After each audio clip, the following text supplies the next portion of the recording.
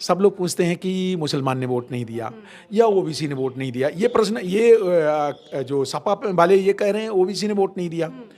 लेकिन ये कोई नहीं पूछता, आज तक किसी मीडिया वाले ने एक क्वेश्चन नहीं किया कि ये बताओ अनिल जी, ये ब्राह्मणों का, क्षत्रियों का और वैश्यों का वोट कहाँ गया? ये कोई नहीं पूछता कि सवर्णों का वोट कहाँ गया। तो मैं उन सबको बताना चाह रहा हूँ कि सब नमस्कार, बहुजन टीवी देख रहे हैं आप और मैं हूं आपके साथ पूजा। इस वक्त हम मौजूद हैं दिल्ली के रकाबगंज में बहुजन प्रेरणा स्थल पे। आज यहां आने के पीछे एक विशेष कारण भी है, एक विशेष दिन भी है। आज की तारीख बहुजन समाज के लिए और ना सिर्फ बहुजन समाज के लिए, पूरी राजनीति को बदलने के लिए बेहद अहम है। क्योंकि आज के दिन मेरे पीछे जो प्रतिमा आप देख रहे हैं, मान्यवर साहिब काशीराम की, उनका जन्म हुआ था। और उनके जन्म के साथ ही किस तरीके से जो राजनीति बदली है बहुजन समाज के लिए। भले ही हम बाबा साहेब को कहते हैं कि बाबा साहेब ने एक ब्लूप्रिंट ज़रूर तैयार कर दिया था बहुजन समाज के लिए, उनके अधिकारों, उनके हक हुकूक के लिए, लेकिन उस ब्लूप्रिंट को असलियत में ज़मीन पर लाने का काम किया मान्यवर साहिब कांशीराम ने। और यहाँ से अगर इस पूरी याद जो ये बनी हुई है मूर्तियाँ, अगर आप इनको ध्यान से देखेंगे तो शुरुआत यहाँ साइकिल से होती है। क्योंकि इसी साइकिल के दो पहियों के साथ उन्होंने शुरुआत की अपने संघर्ष की। राजनीति में जो अपनी सही जगह थी, बहुजन समाज की जो हिस्सेदारी थी, उसको लेने की। और यहाँ से शुरू करके उन्होंने बहुजन समाज पार्टी तक, जो बड़ी राजनीतिक पार्टी है, वहाँ तक का सफ़र तय किया। बहुजन समाज पार्टी को ना सिर्फ वो एक राजनीतिक पार्टी बनाकर लाए, बल्कि उसको राजनीति में सही हिस्सेदारी दिलाने का भी उन्होंने पूरा प्रयास किया और अंततः उनके प्रयास में वो सफल भी रहे। बहुजन समाज पार्टी ने 4 बार मायावती को मुख्यमंत्री बनाया और इस तरीके से उन्होंने अपनी लड़ाई को अंजाम तक भी पहुंचाया। लेकिन अब इस बार के चुनाव में जिस तरीके से बसपा का प्रदर्शन रहा है, उसे देखकर आज अगर हम कांशीराम साहिब को याद करें, तो अगर वो आज होते तो क्या स्थितियां ऐसी होती या कुछ अलग होती, इस पर बात करने की आज कोशिश करेंगे। मान्यवर साहिब कांशीराम की बात अगर हम करें तो उन्होंने राजनीति में कभी भी कुछ भी पीछे से छुप छुपा कर नहीं की। डंके की चोट पर उन्होंने कहा कि जब तक जाति है, मैं इसका अपने लोगों के फ़ायदे के लिए इस्तेमाल करूँगा। अगर आपको इससे कोई तकलीफ़ है तो आप इस जाति व्यवस्था को ख़त्म कर दीजिए।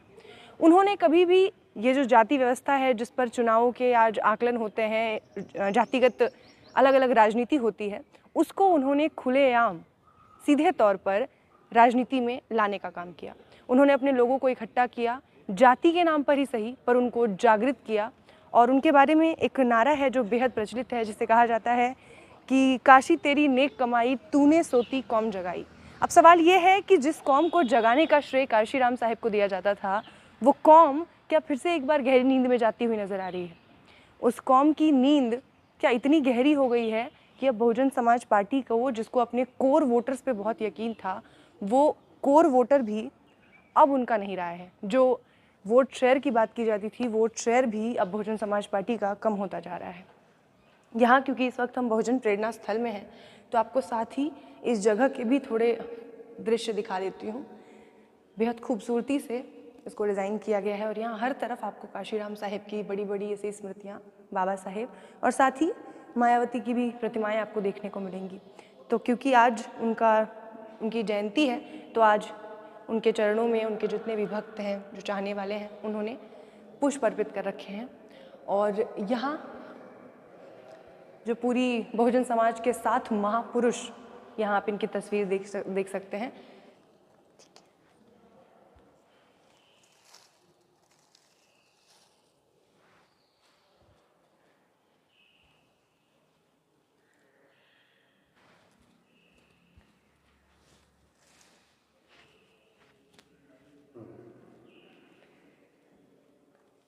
तो ये मेरे पीछे जो 2 प्रतिमाएं आप देख रहे हैं, इन दोनों ही प्रतिमाओं के बीच में आपसी संबंध, जैसा कि मैंने आपको बताया कि एक वो है जिन्होंने इस समाज को एक ब्लूप्रिंट देने का काम किया, सबके लिए एक खाका तैयार किया कि किस तरीके से सामाजिक संरचना होगी, किस तरीके से लोगों को भागीदारी मिलेगी उनकी हर जगह पे, चाहे वो राजनीतिक हो, आर्थिक हो, सामाजिक हो, हर स्तर पे।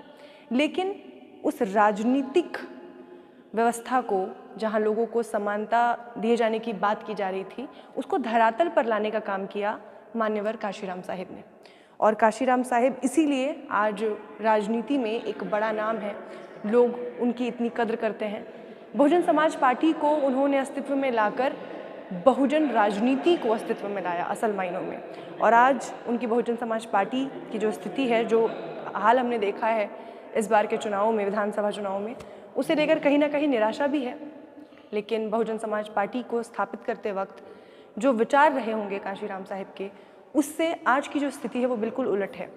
शायद उन्होंने कल्पना भी नहीं की होगी कि 4 बार जिसको मुख्यमंत्री बनाने का काम किया उन्होंने, और सपना देखा प्रधानमंत्री के पद तक का, वो मुख्यमंत्री की दावेदारी से भी इतनी पीछे छूट जाएगी पार्टी। तो इसी पर आज जो यहाँ लोग हैं उनसे भी चर्चा करेंगे और जानने की कोशिश करेंगे कि बहुजन समाज पार्टी आज जहाँ खड़ी है और जहाँ से शुरू हुई थी, उन दोनों के बीच का फासला कितना आज बड़ा है। काशीराम साहब की जयंती है, तो इसलिए जो टिकट है 85% जो वो कहते थे जिसकी जितनी संख्या बारी उसकी उतनी हिस्सेदारी। अब जो हिस्सेदारी, तो जैसे ब्राह्मणों को टिकट ज़्यादा दे दिए, जो 3% ब्राह्मण और बनिया, और वो तो 15% टोटल हुए, तो 15% टिकट देना चाहिए, तो उनको कोई दिक्कत नहीं थी। लेकिन वहाँ हिस्से से ज़्यादा टिकट मिल गए। एक क्वेश्चन कोई सब लोग पूछते हैं, साहब शेड्यूल कास्ट का वोट कहाँ गया? सब लोग पूछते हैं कि मुसलमान ने वोट नहीं दिया या ओबीसी ने वोट नहीं दिया। ये प्रश्न ये जो सपा वाले ये कह रहे हैं ओबीसी ने वोट नहीं दिया, लेकिन ये कोई नहीं पूछता। आज तक किसी मीडिया वाले ने एक क्वेश्चन नहीं किया कि ये बताओ अनिल जी, ये ब्राह्मणों का, क्षत्रियों का और वैश्यों का वोट कहाँ गया? ये कोई नहीं पूछता कि सवर्णों का वोट कहाँ गया। तो मैं उन सबको बताना चाह रहा हूँ कि सवर्णों का 99.999% वोट सिर्फ बीजेपी में गया। They are committed to their ideology, वो विचारधारा के लिए कमिटेड थे। और हालांकि इसमें मैं ये नहीं कह रहा कि मान्यवर सतीश मिश्रा जी की कमी मैं नहीं निकाला, लेकिन कहीं ना कहीं अगर लीडर वोट ना दिलवा पाए अपने समाज का, तो फिर लीडरशिप कैसी? जनतंत्र में जिसका वोट वही लीडर, तो जिसके साथ जनता, तो कहीं ना कहीं ये एक बड़ा प्रश्न उठ सकता है। इससे दूसरा प्रश्न जो है कि हम 3 महीने और 6 महीने पहले निकलते हैं, आरएसएस वाले 365 दिन निकलते हैं।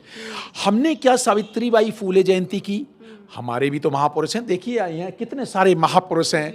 नारायण गुरु जयंती से लेकर के रविदास जयंती मनाते हैं।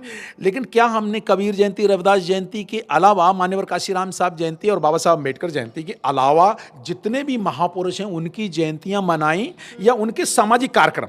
मैं यहाँ पे जोर देना चाहूँगा, बीएसपी का जो वोट बेस बढ़ा था वो मान्यवर काशीराम साहब के कैडर से और सामाजिक कार्यक्रमों से बढ़ा था। जो उस समय पेरियार मेला, पेरियार जयंती, बहुत सारे वो निकालते थे, वो कहीं ना कहीं दोबारा हमें वापस करना पड़ेगा, और वो भी 365 दिन करना पड़ेगा। जो बीजेपी वाले तो हर दिन करते रहते हैं, कहीं उनका तो टीवी मीडिया भी है, सब कुछ करते रहते हैं। हमने वो कार्यक्रम नहीं किया, हम सिर्फ 6 महीने जाते, बीएसपी को वोट दो, कैडर समझा, इससे बात नहीं बनती। इंसानों के साथ हमें, अपने समाज के साथ, सभी के साथ, मैं तो कहता हूँ सभी के साथ, हमें 365 दिन धरातल पर रहने की जरूरत है। एक ये बात, और मान्यवर किसान आंदोलन में क्या नाम नेता थे, उन्होंने कहा था वोट कोको ले गई, राकेश टिकैत जी। तो कहीं ना कहीं ये कोको काम यूपी में कर गई, और वो बीजेपी के फेवर में कर गई। तीसरी बात, अब हमें करना क्या चाहिए? आरोप प्रत्यारोप, लीडरशिप पे आरोप लगाने की ज़रूरत नहीं है। हमारे जैसे कार्यकर्ताओं ने, ठीक है, लेकिन कितने कार्यकर्ताओं ने अपने गांव में, अपने घरों में, अपने रिश्तेदारों को जा कर के, क्या मान्यवर काशीराम साहब की जयंती पे एक और बात वो दिशा देते थे, भाई 365 दिन और गुणे 5 तो 525 दिन होते हैं। 525 दिन में 500 दिन तुम अपनी नौकरी कर लो, 25 दिन 5 सालों में 25 दिन आप समाज के काम के लिए दे दो। अगर 25 दिन भी पढ़े लिखे लोग जिन्होंने आरक्षण लिया है, ये लोग 25 दिन भी काम किए होते फील्ड में जाकर अपने अपने गांव, तो बहुजन समाज पार्टी ही जीतती। अकेला ईवीएम पे ही हम ठीकरा नहीं फोड़ सकते। क्या हमने प्रजापति समाज के यहाँ सम्मेलन लगाए? क्या हमने राजवर समाज में सम्मेलन लगाए? और जो वो लीडर्स है, वो लीडर राजभर से लेकर के जितने भी जो ओबीसी समाज को प्रतिनिधित्व करते थे, एक एक करके धीरे धीरे धीरे करके जाते रहे। जो रिप्लेसमेंट सीमा कुशवाहा नाम की, जो मैं उनको सैल्यूट करता हूँ राष्ट्रीय प्रवक्ता को, मैं देखा कि टूंडला में क्या वो 10 सभाएं एक दिन में मैंने करवाई। एक दिन में टूंडला विधानसभा में कुशवाहा समाज की 10 रैली मैडम सीमा कुशवाहा जी ने की, राष्ट्रीय प्रवक्ता। जब एक दिन में एक महिला 10 जगह कैडर ले सकती है, इतना संदेह बंद दे सकती है, तो और बाकी पढ़ी लिखी महिलाओं ने और किसने किया? मैं ये कहना चाह रहा हूं, इसी तरह से हर समाज की, अकेले कुशवाहा समाज नहीं, ऐसे ही नाई समाज, धोबी समाज, तेली समाज, यादव, कुर्मी, 6743 जातियों की जेलों में कैद लोगों की समाज को, बहुजन समाज के निर्माण करना है ना। आज काशीराम साहब की जयंती है, तो एक भावनात्मक बात मैं कहूँगा, जो मैं अपनी पत्नी के साथ लखनऊ में था जब मान्यवर काशीराम साहब बहन मायावती जी को बैटन ऑफ पावर दे रहे थे, बहन जी को जब हस्तांतरण 17 हस्तांतरण कर रहे थे, तब उन्होंने कही वो बात मैं आज कहना चाहूँगा। वो कह रहे थे, मुझे खुशी है कि मैंने बहुजन समाज पार्टी बनाई और वो सत्ता में आई, 3-3, 4-4 बार सत्ता में आई, मुझे खुशी है, लेकिन मुझे एक दुख है कि मैं बहुजन समाज का निर्माण नहीं कर पाया। ये बात जब बाबा साहब अम्बेडकर अपने दुख की बात करते हैं, मुझे दुख है कि मुझे पढ़े लिखे लोगों ने धोखा दिया, और मान्यवर काशीराम साहब कहते हैं, मुझे दुख है, मुझे खुशी है कि मैंने 600 जातियों को जोड़ा, 6743 जातियों में से 600 जातियों को जोड़ा, लेकिन मुझे दुख है कि मैं बहुजन समाज का निर्माण नहीं कर पाया।